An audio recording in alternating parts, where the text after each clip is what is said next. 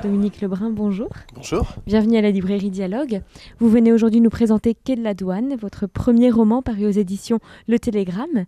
Un roman maritime à suspense qui se déroule à Brest et qui débute sur le port de commerce dans une librairie où le narrateur et personnage principal, François-Marie Roland, vient dédicacer son atlas de la Bretagne maritime. Alors, vous-même êtes journaliste indépendant, mais également navigateur et grand voyageur, et vous êtes passionné et fin connaisseur de la littérature maritime. Vous avez d'ailleurs présidé chez Omnibus à la réédition de grands romans de mer. Est-ce que finalement, l'écriture de ce premier roman était la suite logique de votre parcours ? C'est pas la suite logique parce que ça s'est passé pendant 20 ans. En revanche, c'est une conclusion logique à tout ce que j'ai pu apprendre d'un point de vue historique, social et sur l'écriture en travaillant sur des anthologies. Ça, c'est à peu près certain. Alors, en revanche, et par rapport à un travail de journaliste et d'anthologiste, un premier roman, c'est quelque chose de complètement traumatisant parce qu'on sait écrire, on sait comment une chose doit être écrite pour faire une fiction, mais le faire soi-même, c'est tout à fait mystérieux. Et donc, il y a tout un apprentissage, il y a des moments très déstabilisants, il y a des difficultés qu'on ne soupçonnait pas. Il y a en revanche des choses faciles, mais que l'on croyait impossibles. Donc tout cela aboutit forcément à une première œuvre qui est loin d'être parfaite, mais qui ouvre des possibilités pour la suite. Alors, Quai de la Douane, c'est un roman maritime à suspense, avec une intrigue à la fois historique et politique. Pourquoi avoir choisi d'écrire un roman à l'intersection de différents genres ? Et est-ce que c'était un choix conscient ? Si je disais que c'était un choix conscient, ce serait un gros mensonge. Parce qu'une spécificité justement de l'œuvre romanesque, c'est que l'auteur se livre sans savoir qu'il se livre. L'historique, le politique, le personnel, je dirais que pour ce qui est du politique dans ce roman, c'est une chose que j'ai observée. L'histoire de cette liste européenne a eu lieu à Brest, ça fait de ça très longtemps, dans les débuts de l'Europe, donc je n'invente rien. L'historique, ça joue beaucoup pour moi parce que la Seconde Guerre mondiale a beaucoup d'importance pour les gens qui sont nés quelques années après, parce que toute leur enfance a été baignée par des moments troubles, comme des réseaux de résistance qui ont été trahis, des maquis qui ont été capturés, des otages qui ont été exécutés.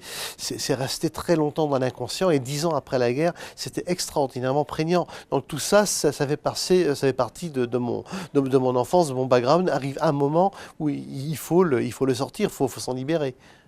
Enfin, j'imagine, et c'est inconscient. Alors, le personnage principal et narrateur de ce roman, François-Marie Roland, est journaliste et auteur de livres de mer. Le livre est écrit à la première personne. Dans quelle mesure est-ce que ce personnage vous ressemble et est-ce que l'usage de la première personne s'est imposé comme une évidence ? C'est un mode narratif que j'ai choisi. Il me permettait d'être à l'aise par rapport à mon vécu d'écriture. C'est-à-dire je n'avais pas besoin d'inventer un personnage, je reprenais moi-même.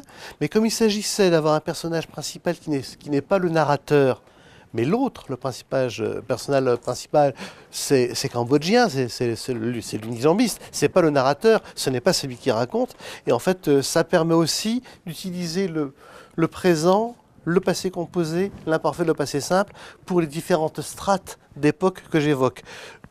Honnêtement, c'est un peu maladroit. Il se trouve que ça fonctionne bien en définitive. C'était un cauchemar à réaliser.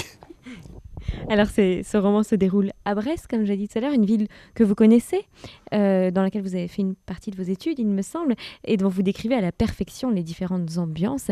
Alors, quel est votre lien affectif à cette ville et pourquoi avoir choisi ce cadre en partie ? Alors, il y a le lien personnel. J'ai vécu 4 ans à Brest pendant que je faisais mon droit. Il y a le lien familial. Mon père est né rue de la Tour, au même numéro que Jean Quéméneur. Ça ne s'invente pas. Et puis, il y a le Brest que j'ai redécouvert, n'y vivant plus, mais où j'ai quand même de la famille qui vit, où c'est quand même une ville à la fois du bout du monde, mais du début du monde surtout. Donc on sort de ce train et là on descend sur le port et tout commence. Et c'est une ville qui pour moi est absolument fascinante. Par ailleurs, le bassin de la Douane, donc ce quai Malbert, quai de la Douane à côté, est un véritable petit théâtre où construire quelque chose qui avait une unité de temps, une unité de lieu, ça marchait très très bien sur le mode théâtral. Alors dans l'ensemble de votre roman, les lieux sont décrits de manière très précise, on retrouve des atmosphères, des ambiances très particulières. Est-ce que finalement ce sont ces lieux qui ont inspiré les actions qui se déroulent dans le roman? Non.